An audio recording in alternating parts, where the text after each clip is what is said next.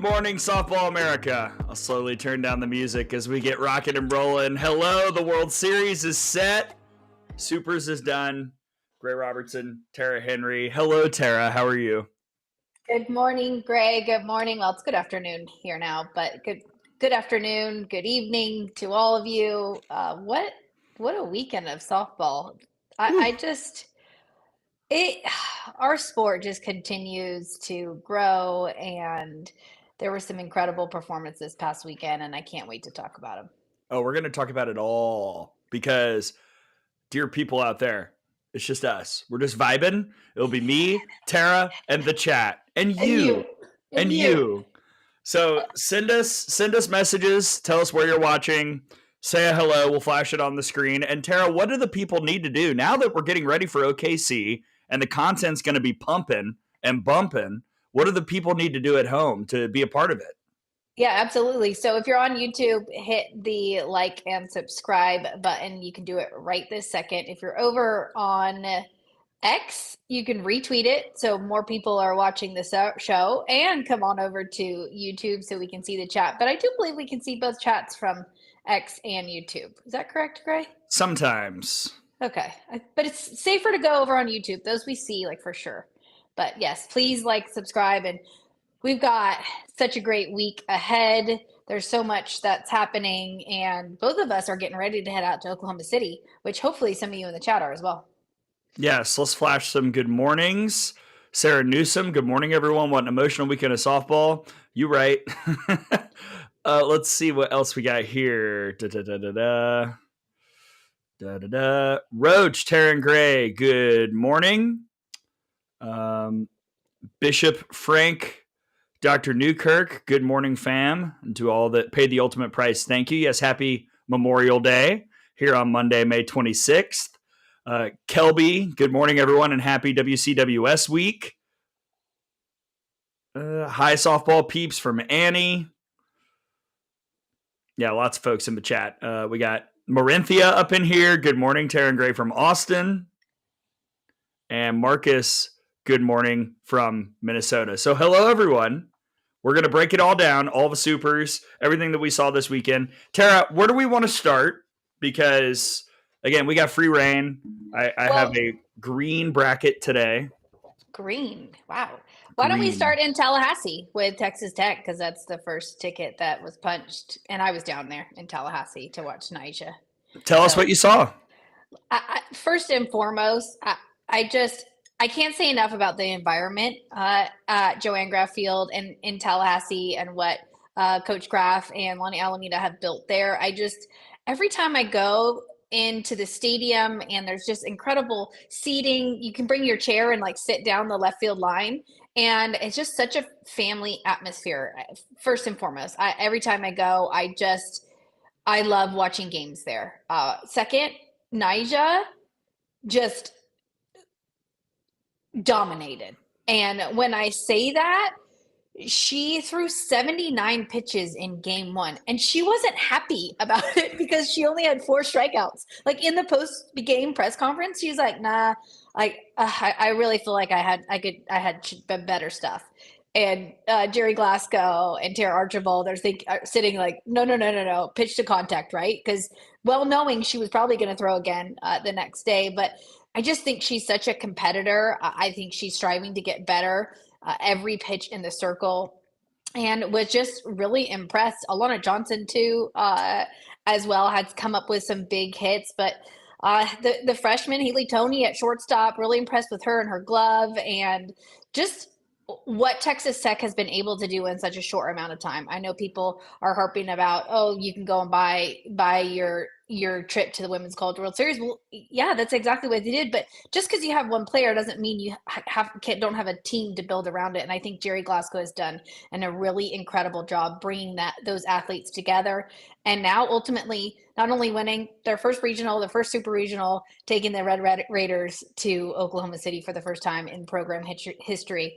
And then to see Patrick Mahomes watching it on set, like literally glued in watching Texas Tech, that's just good for the sport. I think, you can say what you want about it, but when you've got other high-profile athletes really investing and making sure that there's a spotlight shown on our sport. I love it. I don't know about you, Gray. Nigeri Kennedy defies trends and odds because we talked about this in the preseason. It is very hard to just make it to OKC. That doesn't happen. I believe the last team to make their first trip to OKC without going to Supers the year before was Hawaii in 2010, and they've been to Supers in 2008.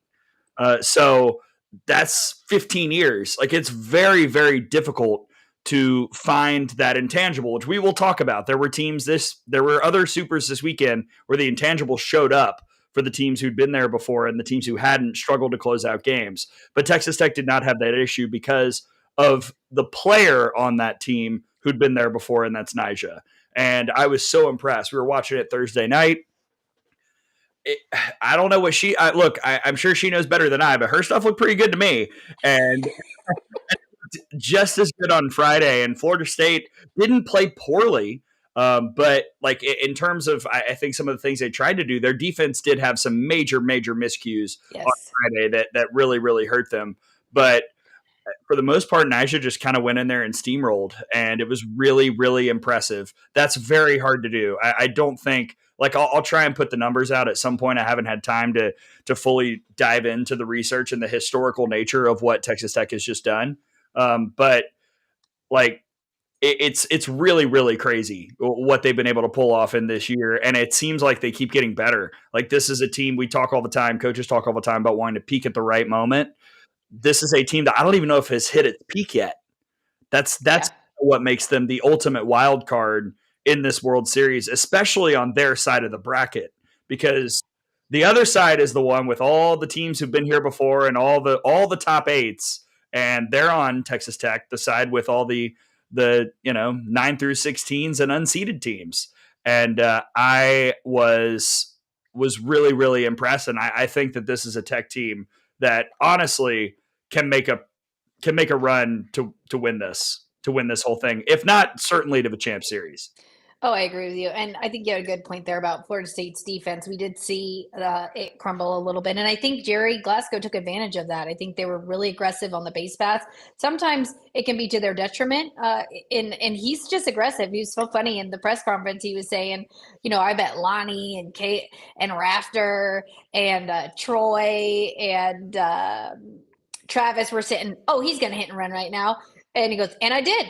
And he's like, I'm aggressive, and sometimes to my detriment. But that's what I love about Coach Glasgow is he owns it, and he's not afraid to say, hey, this is what we're going to do. And putting pressure on the defense, especially in postseason, is something that it tends to work because the stakes feel higher and the game speeds up. So I do think a lot of that has to do with that coaching style and being aggressive on the base pass. There's first and third play. I mean, it's something that it goes back to fundamental softball, to softball we're seeing in the travel ball levels. And again, hats off to Texas Tech and Jerry Glasgow for getting it done. Yeah, really impressed. And like you said earlier, to circle all the way back, to win there at Florida State in that environment with that roster of very experienced players who've done it before, just checked every box. Really, really good job. Really, really good job. Yep. All right, where do you want to go next? Hey, whatever you want. I chose first. You go next. All right, let's see. Let me look. All right, well, let's go matchup, right? So Texas Tech will be playing on opening day in the Women's College World Series on Thursday, the Ole Miss Rebels. Ole Miss. What a run. I mean, and we talked about this a little bit when we were sitting together watching them play Texas in the SEC tournament. Like, they seem to be kind of putting it together. And then last week, a great showing in Tucson in that regional, taking down a great Arizona team with a lot of potent arms. They hit Devin Nets. They did it the right way. This week, I was really, really impressed by the way they attacked Arkansas pitching.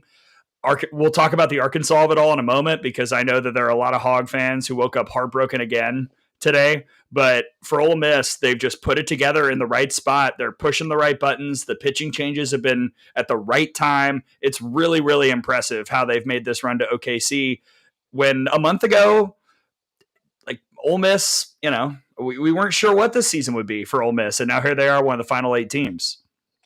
And I think in watching Ole Miss at the SEC tournament, speaking with Jamie Traxel, speaking with a few of their freshmen, I just there's something about this Rebels team that you're right, Gray. They're bringing it together. And Jimmy Colitis, I know he put a post up on Twitter about no one's talking about Aaron Earlywine and his impact on this team.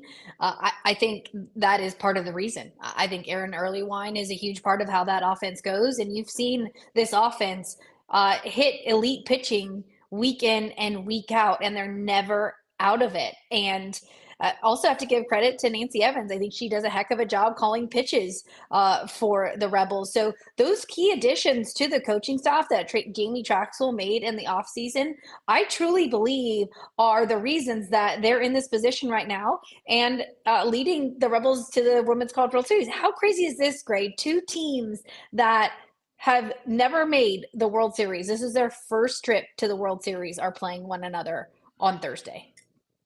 Wild. Fun. Exciting. Fun. I'm sure Ole Miss is like, of all the newcomers, why'd we have to get Nyjah? But you know what? It's going to be a fun effort, and I can't wait to look. If you're discounting Ole Miss at this point, you're up a creek. Like at this point, there's no reason to not think that Ole Miss is at least going to put a scare in Texas Tech and make a run in some way in this event, because they keep getting it done. I love the way that Jamie Traxel is using Taylor Roman as well as a pinch hitter. I feel like that card has been pulled beautifully for the last 3 weeks or so. And then you've got Binford and Lopez and Wachenio all kind of backing each other up with different looks. They all have something different. It's a very tough staff to prepare for. They can go to anybody at any point. I think this Ole Miss team deserves a lot of credit and will get a lot of credit for what they've done this year and the way that they have kind of coalesced with a team that was built in a lot of ways by the transfer portal. Oh, absolutely. And you the point about Binford, just her energy in the circle, she's just so carefree, I guess, or just kind of nonchalant, like goes about her job, spins the ball, throws the off speed, gets it done, super athletic, can make plays. I think, again, when you say transfer portal, Gray, that is exactly where my head goes to, is the addition of Aaliyah Binford. Because imagine this team without Binford. Mm-hmm.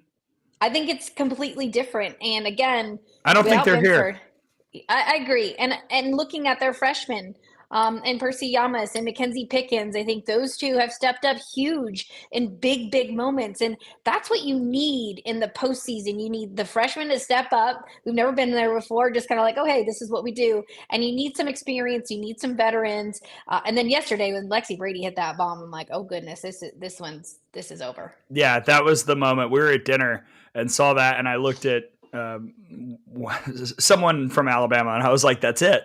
Like, that's Ole Miss just wrapped it up. And we can talk about the Arkansas piece as well, because this is a tough one. This is now 5 straight years Arkansas has been eliminated from the NCAA tournament at home, and the 4th time by an unseeded team. This one's tough to swallow, because again, like, after all that they did this year with Brie Ellis and the horrible luck with the food poisoning of Robin Herron and Burnham, it's like, I don't even know how that happens. It's tough, because I know how bad Courtney Deifel wants it. I knew how Brie Ellis wanted it. There are so many people in this program who've done everything they can in the last 6 years to get to OKC. And unfortunately, again, they just kind of got stymied. It felt like they got tight. As soon as the game got tied at 4 in the second inning, it felt like Arkansas tightened up a little bit, and Ole Miss did not. I agree. And also, Gray, I think this is a good lesson. I think people don't realize how difficult it is to advance to the Women's College World Series. Only 8 teams do it. And a lot of it has to do with your draw. And a lot of it has to do with how your team is playing at that moment. Arkansas was arguably the hardest team 2-3 weeks ago, and we saw that. But at this point in time, Ole Miss, to me, came in there just, you know what? We got nothing to lose. We got nothing to lose. We're going to swing the bats. We're just going to come in here and we're going to take this thing. And, I think it is tough to be a Razorbacks fan, but to be there every year is also really, really difficult, and just getting over that edge, and we'll talk a little bit about South Carolina here in a little bit, getting through that game is a huge step in the right direction for a program, and it takes time to get there. And a lot of these programs that we're going to talk about have been to the World Series multiple times, so have the formula and have the experience too. I think there's a big piece to that, Gray. Yes. Again, the intangible. I mean, and that's, by the way, sidetrack, that's what makes what Texas Tech is doing so crazy, because Arkansas has been there so many times in this spot. Ole Miss has been to Supers of late. They never won a Supers game. That was all in the Mike Smith era. But they just seem to play freer in the big moments. And again, to your point, it is so hard to make it to the World Series. Like it blows my mind how many people take that for granted. And perhaps I'm letting some out of the box, off the wall stuff bleed in here, but it's crazy to me how many people don't understand how difficult it is to get to that point. And for Arkansas, as tough as it's going to be losing Bree Ellis, who deserves all the tip of the caps that we can offer for a great career and a wonderful final season, Arkansas is going to be a problem for SEC teams next year because they've got a lot of people coming back. I started doing roster personnel looks for 26 last night. I was looking at Arkansas like, like they've still got a lot of talent on this roster. So Arkansas is going to learn from this as much as it stings, just like they've learned from the last 4 years. And it's going to be helpful for them down the stretch. I agree with you, Gray. And again, I think it is tough. It was tough to even watch. I mean, Ian and Bogle, what an incredible environment. I know it was probably really tough for the fans, but yet again, that just leaves you wanting to do more in the off season, wanting you to train harder as an athlete, to get more reps in, to figure out, hey, how can I be 1% better for my team? Because 1% for each one of those players is going to make that team, well, now 25% if they're going to be taking all 25 scholarships. But there is something to that. So, yes, it stings. It's never fun losing and ending your career and losing a game is, probably one of the most heartbreaking things that happens to an athlete, to be honest with you. And yeah, we'll see how it goes. I mean, we thought Arkansas was going to do it this year, but again, I think you just ran into a really tough and hot Ole Miss squad. Arizona's saying the same thing. Yeah. A lot of credit to Ole Miss as well for getting to OKC. Can't wait to see Finley Traxel. She apparently is coming. The pup is coming, is what I have seen on Twitter. So, wow. Well, let's crank out some essay content with Finley Traxels. I love it. You know how I feel about dogs. Where to next? Should we stick with the night side? Sure. Let's stick with the night. Let's go to UCLA, South Carolina. Whew. Oh boy. I'll let you start this one. Okay, so a little story time. We're on the air for Alabama-Oklahoma game 1, and we do scoreboard updates because we like to inform the people what's happening. So I am tracking UCLA, South Carolina game 2 as we're in the second inning or so in Norman. And Tom is describing a play happening in front, and I look down, and as I look, I see the 3 turn to 5 for UCLA on the little stat broadcast tab, and I loudly gasp on the air. And Tom looks at me and goes, we'll get to it. But it was stunning. South Carolina pretty much runs game 1. They're running game 2. They look like the far better team. And then the bottom of the 7th happens. And this is where that intangible comes into play. UCLA knows how to win in that moment. South Carolina has not been there. That new staff, those new players, or the program in a long time. And you could just see UCLA kind of rise up in a way that teams who've been there before are able to do. And it was really, really, really impressive to see Jordan Woolery come up big in that moment. And then the way UCLA ran game 3, as soon as that game started, it just seemed like the Bruins were going to OKC, and they are indeed going back for the 33rd time, Tara. I know. I mean, honestly, I was watching it because I'd driven back from Tallahassee, and I was watching that game. And that first game, I said, I I was fully confident South Carolina was probably going to take game one. I think they're ready. I think that coaching staff prepares them really well. I just didn't know how the Bruins were going to respond in game two. And even up to the seventh, there's this thing that Bruins always believe in, and it's been there for decades, and it's you only need one swing. And it's you say it at practice, you say it in the weight room, you say it's always this belief that you only need one swing. And as soon as that leadoff walk happened, Taylor Stevens, like I don't think people are giving her enough credit. I'm like, ooh, leadoff walk. And then when Caitlin Terry hit that first pitch, that triple through the gap, which that's a big field. Back and field's a big field, to the gap triple. I'm like, ooh, here we go. And then, huge strikeout, but Savvy Pola again, first pitch. And once Jordan Woolery walked up to the plate, and this the calmness I saw on her face, I said, oh, she's going to do this.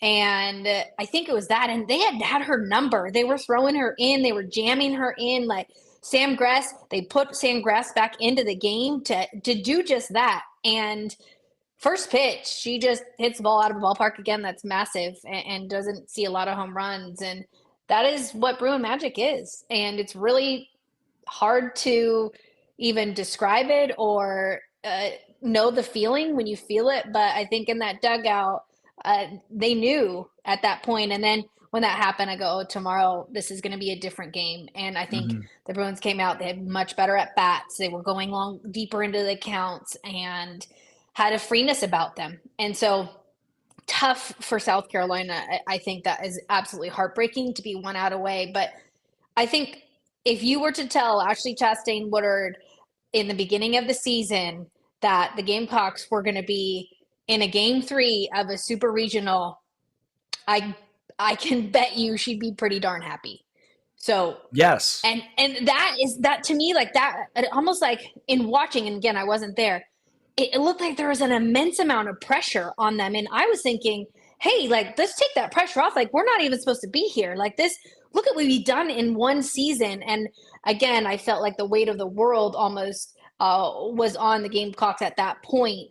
But again, I can't say enough about what that staff has been able to do in just 1 year with a group of individuals that had never played together, and to lead that team to a game 3 in a super and be 1 out away. Yes, everyone's going to say 1 out away. There's a lot that went on to it, but hats off to South Carolina and an incredible season.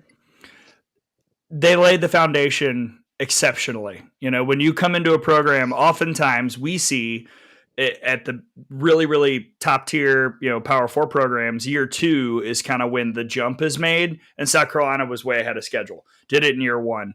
And it's a lot of credit to that coaching staff, like you said, Coach Chastain Woodard, Katie Rekovich-Browder, Zach Parsons, the whole gang, all those Charlotte kids who came in from Charlotte following Ashley Chastain Woodard and delivered in the SEC.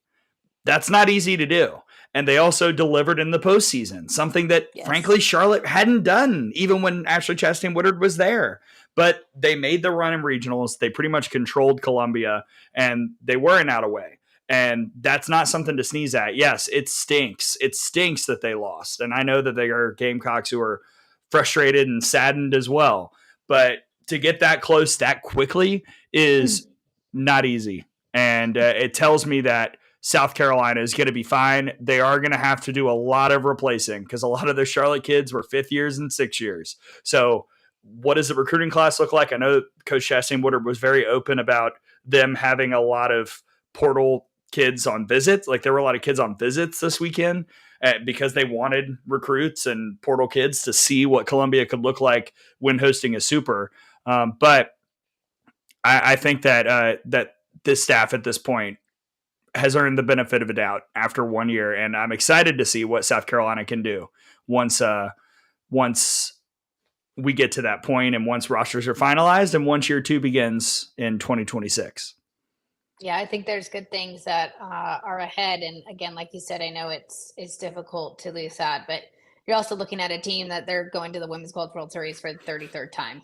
Yeah. The intangible is not lost on UCLA. Yeah, it is. And like I obviously I went to UCLA. I'm a Bruin. I know what that is. I know what that Bruin magic is. And there is something to that. Like I know people say, and I say this to some of our athletes on Great Britain, like don't look at the jersey in the other dugout. Well, sometimes that's really difficult. And especially when it says that. Like it is a difficult thing. And there is something to that intangible piece. And we just saw it this weekend. It doesn't always happen, but yeah, I can't say enough about what South Carolina has done this year, and a team that I think they were picked to finish last in the SEC. Not by me. I had them 12th. And that's going to make those players that taste like, that's the thing is like when you lose in a super, you now have that taste in your mouth, and you don't want that to happen again. And so they've been there, and then they're going to pass that down to the next generation of players. And so again, starting an incredible new chapter in the Gamecocks history there. But hats off to UCLA and bringing it around, because after that game one, I was thinking that I don't know if they're going to get out of this thing. And I think Kelly I did a really good job bringing that team together. And Caitlin Terry in the circle. Yes. Her game 3, like, I was so impressed. She was just able to spin it. Her demeanor on the mound. She was pounding the zone, which she would had trouble finding strikes in that game 1. So can't say enough about Caitlin Terry and Taylor Tinsley, that 1-2 punch. And then they've obviously got Addison Fisher. So again, hats off to the Bruins making it back to the Women's College World Series. And they will face their classic Big Ten rival, Oregon, in the Women's College World Series. That classic Big Ten rival. Yes. For years now, the Ducks and the Bruins have battled on the Big Ten stage, and now they will do it yet again in the Women's College World Series. After Oregon takes down Liberty in 2 games, game 1, extra innings, Oregon walks it off. Game 2, you could just Liberty ran out of gas. Yeah. That's what happens. Yeah, I agree with you. And I think for Melissa Lombardi, she's got a staff that also knows how to make it to the Women's College World Series as well. And I think there's something to that. Just really impressed with the Luchar sisters. And then Lindsey Grine, after going through some struggles, came in and did a nice job in the circle. But the Oregon Ducks, we had so many questions, I think, Gray, in the beginning of the season on whether their strength of schedule was going to allow them to be battle tested. And they just continued to win ball games. And they beat UCLA for the Big Ten title, regular season title, that series. So this is a rematch that I'm actually, like, everyone's talking about all these other rematches. I'm excited for this because I want to see how both teams show up at the Women's College World Series. Is UCLA going to be different than they were when they lost that series in Eugene? So, yes, this classic Big Ten Pac-12 rival will be a game that I'm obviously excited to watch. Yeah, Lindsey Grine, let's talk about her, because she had taken some flack the last few weeks. She had not been throwing super well. She had not been lasting long in her starts. And game 2 against Liberty, Savannah Woodard hits a homer, and you're like, uh-oh, it's happening again. And then I think it was a Rachel Roop single, and then like nothing for innings in a row. I mean, wow. Like, Lindsey Grine bore down on the biggest stage. It was really, really impressive. And then the bats had her back. But that was the best she had looked in a couple weeks, and no better time for it to get the Ducks to OKC. Absolutely. And if she continues to throw like that, which we know she can because we watched her all season long, that is going to be a good recipe for an Oregon offense that also knows how to go, right? Like obviously the stolen base foot on the bag controversy. I can't even get it out because I was gonna ask you about it. Dot getting 2 reviews, challenging it twice, foot off the bag. I mean, it is in the rule book. You can't have your foot off the bag before the ball is out of the pitcher's hand. Like, you can't. All right, my question, because I know the answer for like two teams. How many coaching staffs watching that game saw those be reviewed and challenged and went, oh gosh, and went and looked back at their film of when they were base running and trying to steal bases to make sure that their runners weren't doing that? Because I bet everybody. Probably a lot. Again, I don't think that it was caught on film, though. I think they saw it live. From what I heard from the coaching staff, I think they actually saw it live. They saw her foot come up, and that's why they made. But that I think first call. I think a lot of people have never thought about that being considered leaving early. I mean, if your foot is off the bag and the ball is not out of the hand, you're early. Like I don't like. But she's not. She's not leaving. She's just. I knew that this was going to happen because she's hovering over the plate. Yes, but the rule is your foot has to stay on the bag. I get the rule. I do. But I'm just saying I don't think that should qualify as leaving early. If we should have a different name for it or something or whatever. It's the rule. You can't you can't take your She's foot not off leaving. Legs. She's hovering over the plate. Yes, That's not leaving. Yes, but you're bringing your foot up and then you're actually getting momentum and putting it down to get a lead. Like that you can't do that. Sure, I agree. But also, how many coaches, how many people do you think have thought about that review? Because that's the first time I've ever seen that. Have you ever seen that? Have I seen somebody review it? No. Yeah. So have I seen somebody do that? Yes, but it's illegal. So just don't do it. It's the out of the box rule. I don't like it. I don't like the out of the box rule. It makes me I'm like, this is a slapper. That's why we don't see slappers in our game anymore because of that rule, right? Right. But it's the rule. No, follow the rule. I'm just saying that how many coaches had not thought about that as being a reviewable play and went back to check and make sure that all their kids were not doing that. Probably everybody. A lot. Probably a lot. Or just going at practice and being like, okay, let me see your lead.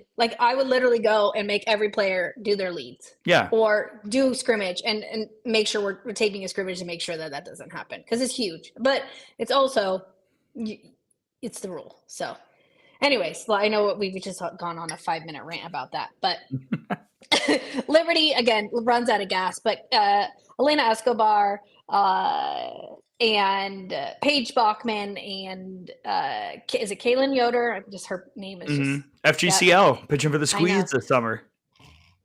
Taking that staff to a super regional dot, she's been preaching about Liberty and being 5 games away. They were just 1 game away, 2 games away from the Women's College World Series, and I think Liberty is building another powerhouse at that mid-major level. And a team that the offense is up. I think they believed, and to take down the number 1 seed, doing something that has never been done. Again, hats off to Dot Richardson and the entire Liberty staff.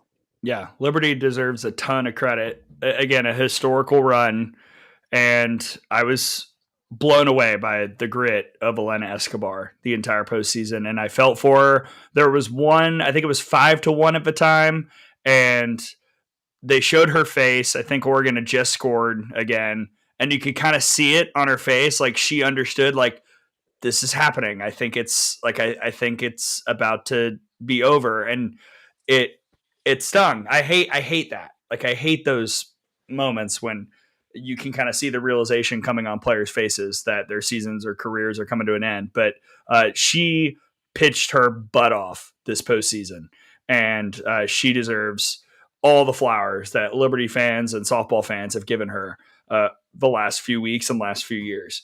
Oregon, I don't really know what I'm going to get out of the Ducks in OKC, but I can't wait to find out. I think that first matchup against UCLA is going to be a lot of fun. I agree. I mean, obviously they're familiar with one another, and this is one of 3 matchups that we're going to see across the field on Thursday. 3 series that we're going to get. And who do you want to go to next? I was going to ask which right side of the bracket, day side of the World Series, Super are we going to next? So we did the bottom of the bracket, right? Yeah. Do we want to go top? Why don't we go to Oklahoma? Okay, sure. Let's go to Loves. Let's sandwich it in, then we'll just get it over with for you, and then we'll keep going. No, it's fine. Let's go to Loves. Yeah, so Oklahoma did the Oklahoma thing in the postseason. And I know one of the things that we had talked about a lot on the air, off the air, privately, was you got to stop. You can't let OU do the snowball thing. And OU did the snowball thing in game 2. And it was so interesting to watch because this is the closest atmosphere I've ever seen to Rhodes before, where it just seemed like the crowd and the team and the opponent, it all just piled on at once. And it was really, really impressive what Oklahoma was able to do on Tuesday or in game 2 on Saturday, because Friday was a really, really well played, pretty even game. Friday was kind of that classic great pitching, great defense, key hits make the difference. Oklahoma had 2 more key hits type of postseason game. It was really fun. It was really, really good softball. And Saturday just unfurled. Oklahoma, Gabby Garcia was awesome. I loved how the zone was a thing in game 2. So when it was 2-0 on Gabby Garcia, her at-bat in the 3rd inning, Lance called timeout, went to go chat with Caitlin Riley. And I'm of the belief that when a coach calls timeout as a hitter, you better be ready because you're probably getting something over the plate that you can hammer. And I thought Gabby Garcia was appropriately aggressive in that moment, and that was kind of the switch that started the snowball and got everything going.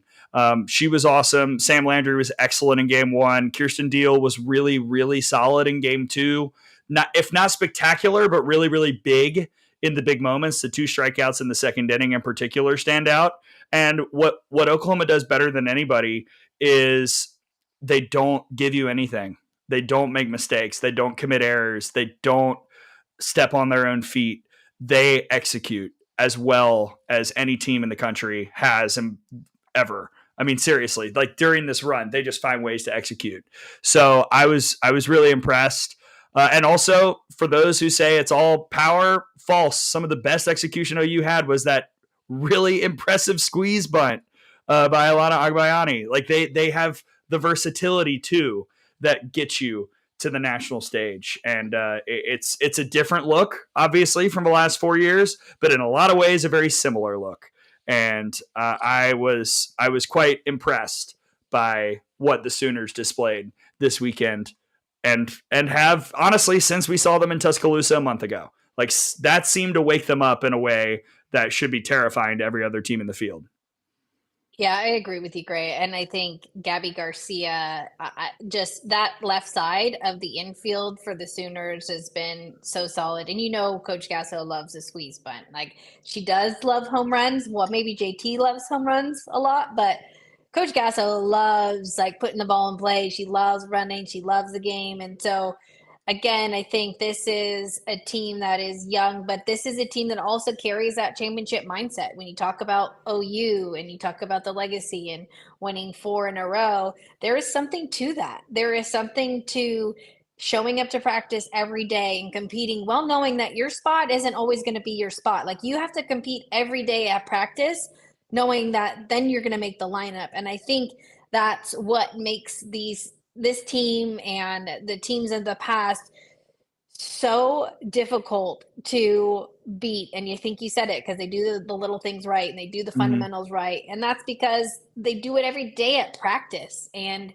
they compete at practice every day. I'm not saying other teams don't. That's not what I'm trying to say. I'm just saying at that level, I think that competition is so healthy, and that then translates onto the field. They're held to a very high standard and accountable, and then you see them play free.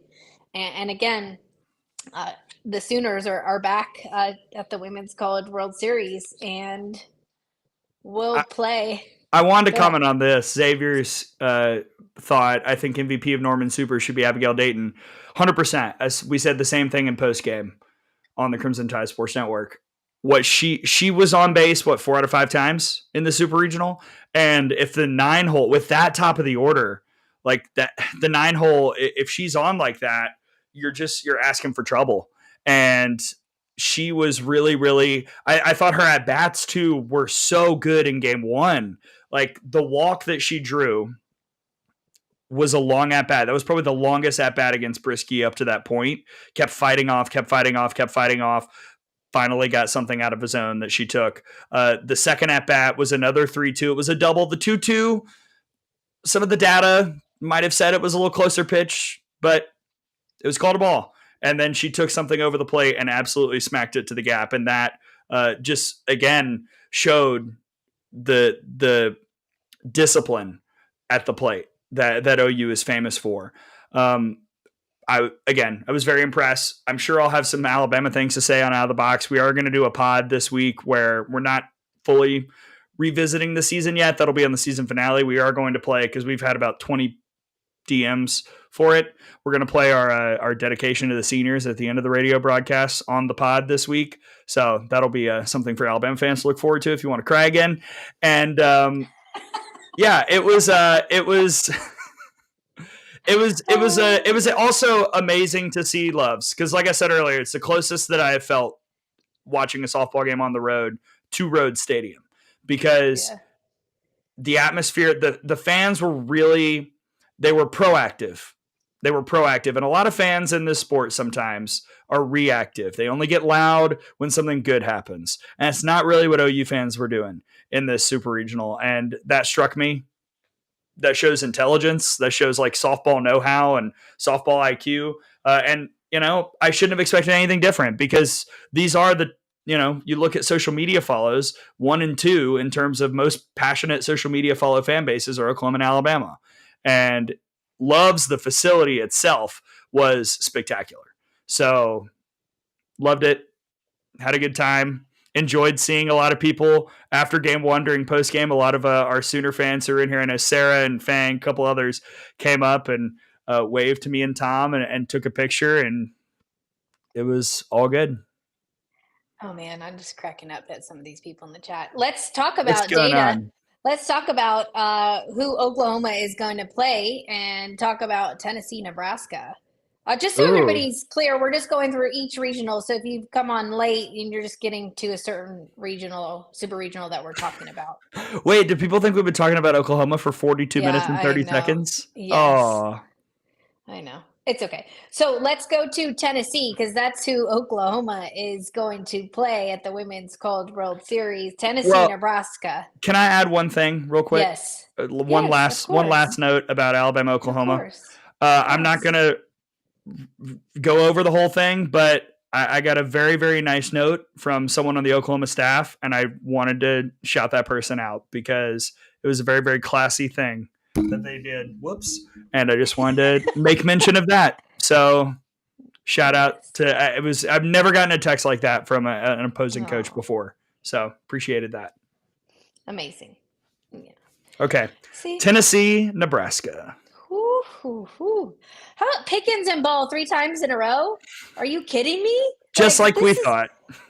I don't know if anyone else is loving this postseason as much as I am, but this has been just must-see TV every weekend for this postseason. And Pickens breaking her own record, Gray, miles per hour, the 79.4. All right, so I have a multitude of questions here. First, she's now broken her own record. The 2 batters were Brie Ellis and Jordy Ball. Is crazy. Yeah. But also, how did Jordy Ball foul off 79.4? Okay, I have a lot of thoughts on this too. Yeah, break it down for me. I've never swung a bat like that. Yeah, so Pickens has been clocked. I just want to be clear, because I know there's a lot of chatter about whether people believe she's done it or not, and they're talking to Tennessee. I just want to be clear about something. Number one, she has thrown 77 plus in 3 different locations across the games that we know. So 3 different states on 2 different systems. She's thrown it on Yakkertech and TrackMan. So this is, to me, this is wild that people are questioning it. Number one, the number is right there in front of you. Whether she picked up the number from her hand or halfway down the pitching, just give it to her, because the data is right there. Number one, what does it hurt to say that? I mean, the only person that probably would be upset about it would be Monica Abbott, who was also a Tennessee ball, so I don't think she's that upset at it. But she's thrown 77 plus on 3 different places and on 2 different machines. I'm just going to repeat that. So it's not just at Tennessee. It's happened at other ballparks across the country, number one. Also, to say she's not throwing 74 to 76 and she can't take it up a notch, like this narrative that she's only like, oh, it's weird that it's Brie Ellis and Jordy Ball. No, it's not.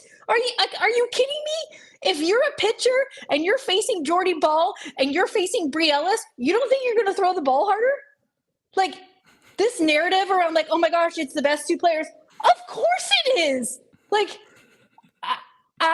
this to me is absolutely out of control. And I just want to say congratulations to Carlin Pickens. Like she straight up did the damn thing. Like going out and winning 2 games against Nebraska, like hats off. Again, like this whole thing is wild to me, Gray. And obviously this is my opinion, but I don't know why we're not shouting it from the rooftops, that we're not so proud that we've got a player like Carlin Pickens and we're telling people to go watch the Women's Cultural Series because we've got a pitcher that throws 79 miles per hour. I don't have anything to add. That's it. Should we just end the show? That was quick. I was like, oh my gosh. And Jordy Ball, you guys are surprised that Jordy Ball is going to be able to hit it? She's Jordy Ball. No, I wanted to ask about like the mechanics of trying to hit that. That was why I brought it up because I can't even imagine making if you're contact. On plane, so you're Jordy Ball. If you're on plane, like you can make contact with it. I do believe that. And again, she's Jordy Ball. So I'm also not surprised that Jordy Ball made contact because she's Jordy Ball. Hold up. I'm going to flash all the comments that are coming in right now. Tara said, who would have thought that the first person to cuss this year was Tara and not me? Did I cuss? Yeah, you did. You said damn. You said damn. That's a cuss word? Yeah. It is. It's fine. Never mind. Mic drop. Xavier, my mouth just dropped with Tara's passionate words. Mic drop Tara from Kelby. I'm sorry. How about Bishop Frank? Tara spitting fire. Rebecca, Tara's off the wall moment. Tara unleashed. AJ Grayson. I love that. Man. Oh man. Anyways, that's you're not wrong. I did stop saying that, but big shout out to Ella Dodge. Are you kidding me? Like that was where I was going next. The Tennessee defense, oh my gosh, setting the tone in that game 3. Ella Dodge making that diving play. Fielder in center field. Leach playing short, starting in left, making that throw to second. I was so impressed with the Tennessee Lady Vols this past weekend. I'm excited to see this game. Me too. Tennessee won the series in Norman. They're going to throw Pickens. So. Oh, yeah. Remember the series? Remember that she threw Pickens, I think, for an inning and then pulled her? Right? Yeah. I don't think Coach Weekly's going to go down that route this time. I'm pretty sure Carlin Pickens will start. But who's to say? All right. Well, anything else? Oh, and Sophia Nugent facing her former team. She's the one that hit the 2-run bomb in this series just a couple weeks ago. So that, again, that's must-see TV as well. Yeah. Yeah. Ella Dodge again. It was a really good super regional. The games are really good. All 3 of them. Loved it. It was good stuff. I'm calming down, guys. And center. Just so you know, Xavier, I do sail, so that there is some validity to that comment. What did Xavier say? I gotta go take a look. No, it's all right. All right. that's no comment for me. I do know how to sail. Actually. That is true. Right. Tara's a legit sailor, and she's quite good. Do y'all know how talented my partner is here? Moving on. Let's go to Texas and Florida. Let me brag on you. Okay, full start in the Gainesville Super Regional, Florida, Georgia. So games 1 and 2, even though they split them, I felt like the story was Florida, y'all got to get some people in. Like we were leaving way too many people on base. There were, I think, 22 runners left on base in the first 2 games. It was a lot. They were not hitting well with runners on. They figured it out. The Reagan Walsh homer stood up in game 1. Game 2, shutdown performance by Lily Backus and Randy Rolling. Game 3, it was 1-0 for a while. 1-0 for a while. Kind of felt like the same scenario. And then the rain delay happened. And if you ask Gators, like our friend Lauren Hager, they really, really enjoy super regional rain delays because this means something good's coming on the other side. And it sure did. Riley Holtorf, the home run. Shoemaker, home run. Held off a valiant Dogs effort at the very end. But Florida's going back to OKC. And it's an interesting team to evaluate. It's a tough one to evaluate because the talent is off the charts, but they are going to have to do some stuff a lot better if they want to go deep in this event based off of some of the things that we saw in the Gainesville Super Regional. Yeah, I mean, again, I think Tim Walton does a really nice job preparing his teams to be there in the end. And a lot of that has to do with sitting Rothrock for a good portion of the season. She was out for almost a month. And I truly believe that patience and the ability for some other pitchers to get in there and get some time really helped that pitching staff get some solid innings in because they're going to need them. But to see Rothrock come back and be the Rothrock that we knew from a year ago, I think, again, you mentioned Riley Holtorf's big blast and Taylor Shoemaker just getting it done, and Kendra Falvey. What a fun team up and down that lineup. That 1 through 9 is really explosive. They've got speed, they've got power, and if they can put it together, a team that when they play well, they are really, really tough to beat. And this matchup, again, another matchup from the regular season, a Texas team that has had their struggles, but ultimately pulled out a huge win versus a Clemson team that was young but fearless and red hot and coached by John Rittman. And again, what a series that was as well. I'm sorry, we got to stick up on Georgia and Florida, and then we'll go to there. Yeah, we'll talk about Clemson, Texas in a moment. But yeah, Keegan looked really, really good. Yes. It's been hard because I feel like it's been very much boom or bust since the injury. Again, I saw it in person, like game 1 against Alabama was like, who is that? And then game 3 was like, oh, that's All-American Keegan Rothrock. And I felt like we saw more All-American Keegan Rothrock than not this weekend, which is a very good sign for Florida. The chat's right. The lobs are the thing that scare me a little bit. And I think specifically bottom of the order production has just got to be better for Florida if they want to go on a run in the World Series. Holtorf getting the home run. Maybe that's the thing. Aaron Miller said it on the broadcast. Maybe that sparks something, and maybe she goes on an absolute tear to wrap up her career. Possibly. But Florida would definitely benefit from that because you're going to get production from 1 through 5. Can 6 through 9 back them up enough to be the steady, consistent offense that you need to be to win in OKC. If there's any coach in this field besides maybe Coach Gasso that I trust to make that happen is Tim Walton. Don't doubt the Gators in the postseason. I know Steph's going to do a great job with the pitchers, and Fran, has been there before, and Eric Thomas does a really good job too. Like, Florida's going to be ready, but they are going to have to execute. Oh, absolutely. But again, having all the tools is one thing. And Georgia, I'm just impressed with Georgia, the Bulldogs fight. Because if you would have said this Georgia Bulldogs team in the middle of SEC, the end of SEC was going to be playing for a super regional, I think people would have said like, oh my gosh, Terry, you're crazy. And so for Tony Baldwin to get that squad to come together and really play well towards the end of the season, and again, and Lily Backus and Randy Rowland from the left side, if they just had, one more, pitcher from the right side, I think they could have been dangerous there. But hats off to the Georgia Bulldogs and their season and really turning it around, because they could have easily said, oh, woe is me. I don't think we're going to do this, but they just kept the fight and just really, really turning it around. So a great season for Georgia, which didn't look like it in the middle towards the end there. So that shows you that it can happen and you can easily turn it around. I'm going to answer a question from the chat. Xavier, Gray, do you believe in the announcer's curse? Ooh. No, I don't.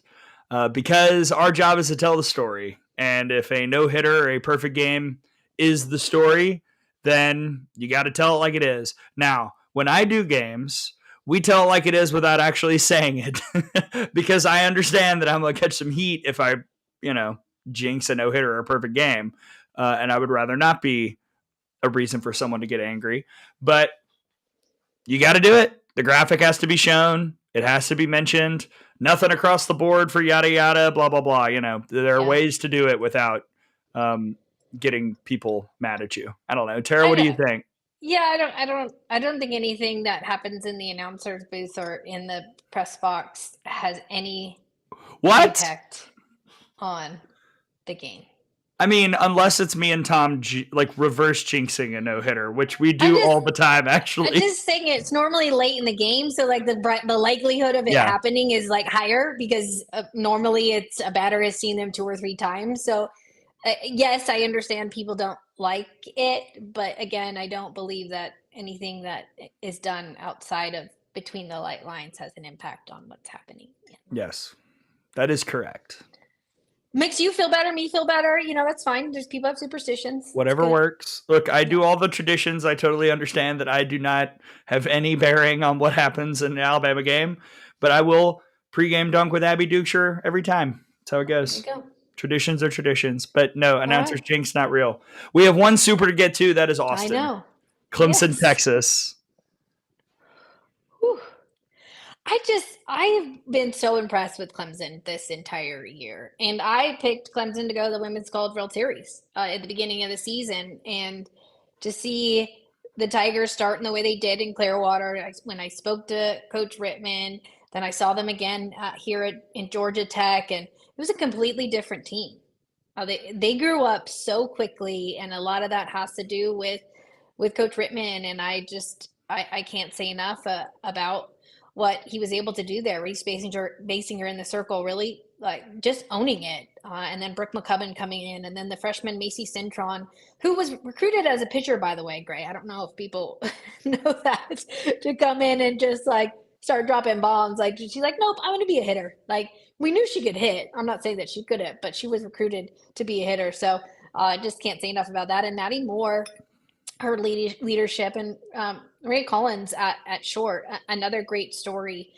Wasn't committed to go to Clemson, was committed to go to Charlotte, and just legit over on that left side. So Clemson, what a year. And I think Texas, going through what they went through at the SEC tournament, was a perfect time for them because they got kicked in the stomach, and they got kicked in the stomach pretty hard. And I think there was a moment where they came together and like, hey, we're not good enough. We got to go back to the drawing board. And I think we saw a lot of people step up for the Texas Longhorns. And, I think Reese Atwood is a huge leader there, and Tegan Gavon getting it done. And Mac Morgan had some solid innings, but Cambria Salmon, like, did you think that we were going to see her in a super regional start, Gray?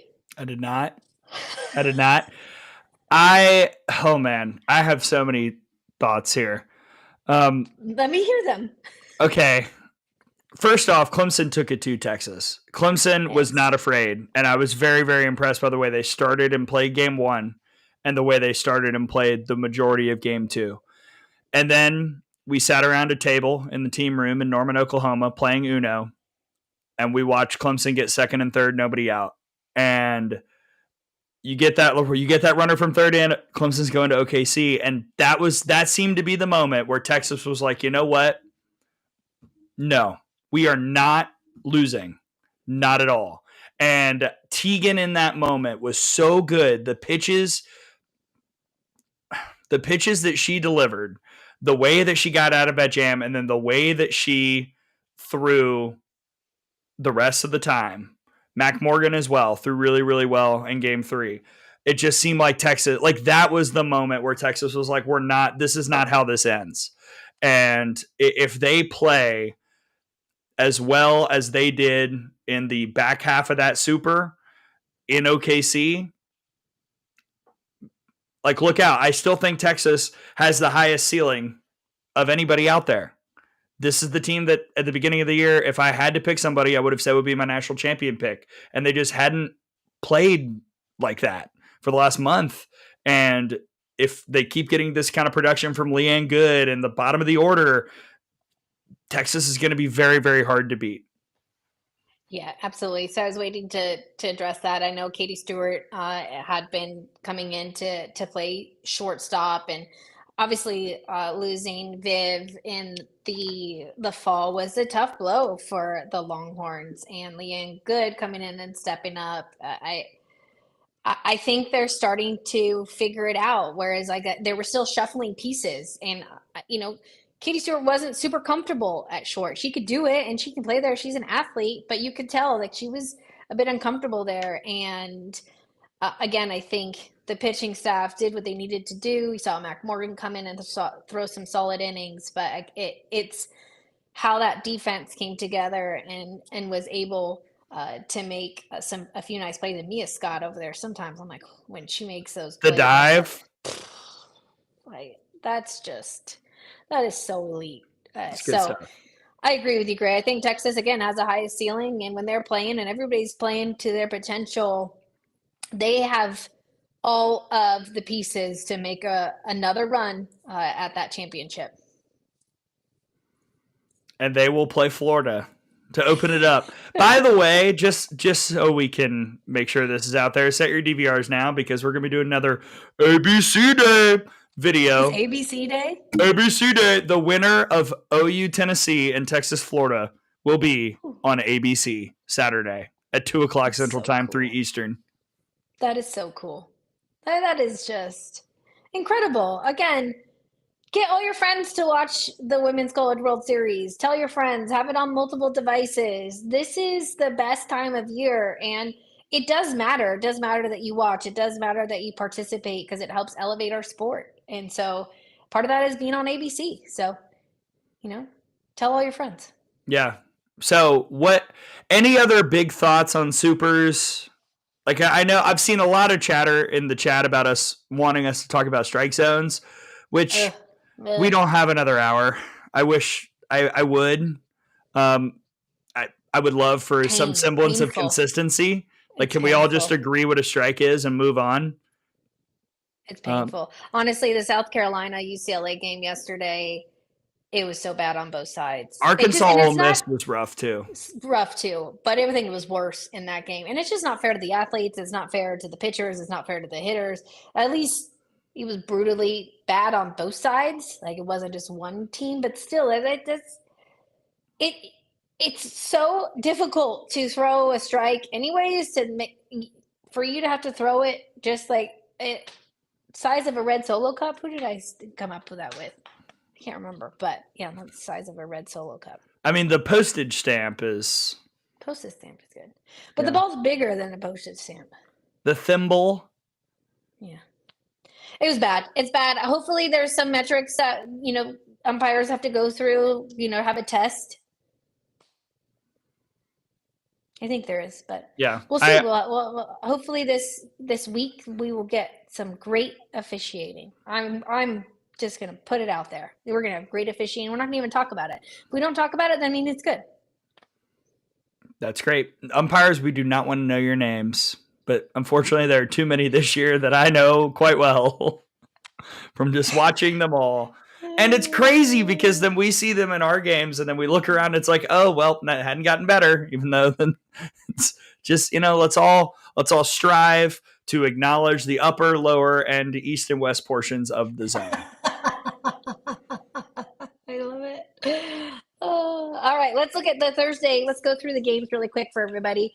Oh, man, I love it. Yes. So here's the bracket. Now, keep in mind, everybody, because of ABC, the day side is technically prime time. So, yes, I'm about to read some epic games that are starting at noon Eastern. That's because day side is prime time because of the ABC time slots. So, with that being said, noon Eastern, we kick off with a bang. Florida, Texas. Let's go. Just sign me up. There will be an available Keegan this time. She was not available when they played in Gainesville earlier this year. Big deal. At 2:30 Eastern, or, whenever Florida, Texas ends, it'll be Tennessee and Oklahoma. Have you heard of them? What a matchup. Carlin Pickens against Sam Landry. Have you heard of them? Yeah. That is going to be, that's at what time Eastern? 2:30 Eastern. Okay, 2:30 Eastern, so 1:30 local time.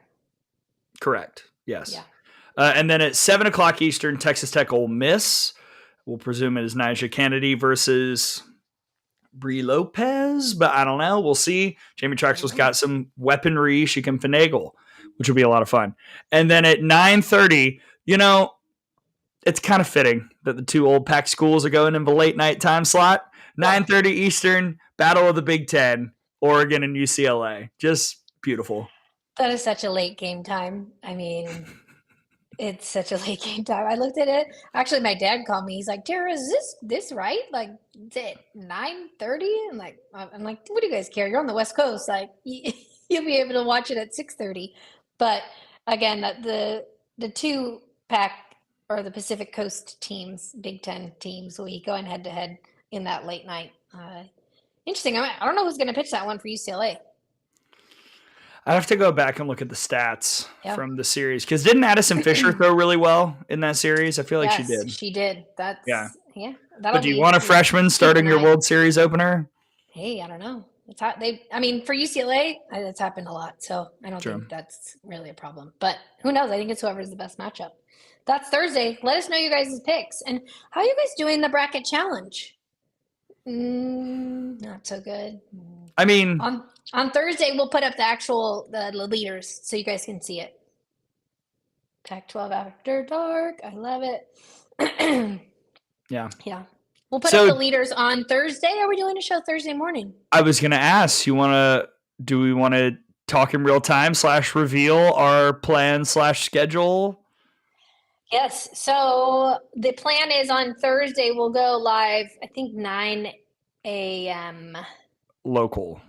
Because the game's at 11, right? 11 local. So then we can do the show for 30 minutes and skedaddle. Yes. So we'll be with you guys in the mornings to preview the day and maybe have some guests, maybe not, probably, depending on who's in town. But we'll be live from Oklahoma City. And we might have a pop-up location. I'm still working on it. It's not solidified. So we might do a pop-up location at a local restaurant so you guys can come and hang out with us too, which I think would be really cool. We could do like a kind of like a game day. Sure. Softball game day, I'm down with that. Would you like to reveal who all is coming? Oh, yeah. Who is attending the Hype House? Oh, from Softball America? Mm-hmm. Gray is going to be there. I will be there. Brady Vernon, which he didn't grace us with his presence today on the podcast. He might still be listening. Brady will be there. Nicole Mendez and Grace Johnson. So there will be a lot of us there covering the Women's College World Series. So please let us know. We'll do some player interviews. We'll be out and about. Maybe some food reviews. I know there's a really good breakfast spot down from where we're staying. Wait. We just have to, I know we have to get there early because it's super, super crowded. Are we staying by where we normally stay? I know. So we will all be there, and Grant and I will be doing a live show. Nicole will probably jump in there as well, and some other special guests. So we'll be live from Oklahoma City every morning to get you prepped. And when we have the late games, we'll probably be on at 12 Eastern or maybe 3 hours before game time. We'll give you the schedule. As soon as we have it, we'll give you the schedule, and that way you can join us. And just can't wait. Yeah, and keep in mind as well, we will have a couple episodes of A Dirt too while we're there. Nicole and I will go live. Who knows where? From the house, random places around town, from the stadium. Oh, we might do something from the parking lot. Who's to say? Where did we go and have, remember that place that we went to that had all the different food places that you could order from, and we sat up on the patio? Yeah. Maybe we could do the show from up there. That was really, I can't remember the name of it. I don't either, but that was when Aaliyah Jordan and I met. Yes, and then if you guys have any suggestions, please send them to myself or Gray or Brady or anything. Just let us know if you've got recommendations. We've obviously been there a few years and tend to stay on. We don't stay downtown. We just stay a little bit outside of town because it's closer to the field. It allows us to get to the field quickly. And there's some really secret little good eateries around where we normally stay. Yeah. But please let us know where we should go if you have any suggestions. Yeah, and be on the lookout as well. Out of the box, we'll have something tomorrow as well. The senior dedication as well as our season finale once the regular season comes to an end, or once the entire season rather comes to an end, and once we have crowned a national champion. And last thing I will say before we go, does Xavier know? Never mind. I don't know. People are guessing where we're going. I don't know. Who's to say? I think is that what it was called? I have no idea. Oh, I've been to Sidecar. So cute. Nicole, Brady, and I went to Sidecar after the champ series game last year. It was so cute. I have that photo. All right, my last note, and then we'll go. Okay. To all the seniors out there, congratulations on great careers and great seasons. And your accomplishments are not overlooked, and they shouldn't be, and you should be proud of what you did at wherever you were. Whatever records you set, whatever memories you made, they're all important. And there are always some people online who try and poo-poo some of the careers and seasons because you didn't end up in OKC. They're the idiots. It's not you. So to the seniors out there, congratulations. Playing softball at this moment in time, you have made an impact on the sport, no matter where you were, what you did, just by playing. And congratulations to everybody whose careers ended this past week, or maybe the week before, or the week before that. And we will be pulling for everybody. We always do in the sport as people move on to whatever they've got next. So now, Tara, we get ready to see the final 8 teams battle it out in OKC starting on Thursday. It's like almost exactly 4 days from now. I love that, Gray. Thank you for bringing that and tying that together, because I think as a senior, that's tough when your last game is your last game. But in knowing that there are so many incredible women across our sport that have done so many amazing things, not only in softball, but in life, and have impacted our game and allowed us to have even more young softballers dream bigger. So thank you for tying that in. That's trying to make the hearts. There you go. Hey, and Mark, statue photos on my phone, but that's in there. I thought I had it. I don't have it. Okay, we're getting it out Thursday. We have to show it. I was gonna upload it, and then I pulled down, and I was like, well, I don't know where my phone is. Oh, Sarah, Edna's. I've been to Edna's. We'll find it. All of these places are great. Brickopolis, never been there. Brickopolis. I love mini golf. And an arcade, incredible. All 4 of those things excite me. Yes, all of the above. Mini golf, food, bar, and arcade. Here we go. Yeah. Amazing. All right. I think we're good. We good? We're good. Thank you guys for joining and engaging, and the chat is obviously popping more than ever because we're in the postseason. We love it. What did Sarah? You know what? We're gonna end this before Sarah's about to send whatever she. That was a very ominous chat. So we'll say goodbye, but thank you everybody for tuning in. And we'll get ready for OKC. We're not too far away. Tara's getting on a plane. I'm getting in the car in the next 48 hours. So it's going to be a lot of fun. And we will look forward to seeing all of you when we get up to that point on Thursday. We'll give you our predictions on Thursday. Yes. Done. Awesome. For Tara Henry, I'm Gray Robertson. Thanks for joining us in Good Morning Softball America. We'll catch you next time.